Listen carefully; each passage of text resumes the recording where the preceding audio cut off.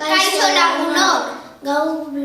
Gaur blogean idatzi duguna kontatuko dizugu. Ni Paunez eta Arabiaren buruz hitz egingo dugu. 3 milioi ekialdean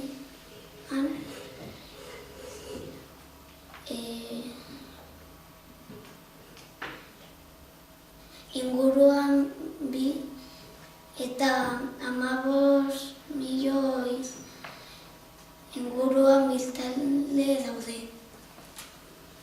Kaixo, ni Maider naiz eta Arabiari buruz hitz egingo dizuegu.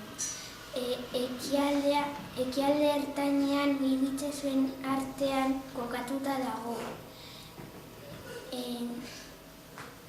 Klima beroa eta basamortukoa da, guztiz lehera. Ni Aider naiz eta Arabia Saudiri buruz hitz egingo dizuegu. Euskal Herria baina ehunaldiz handiagoa da.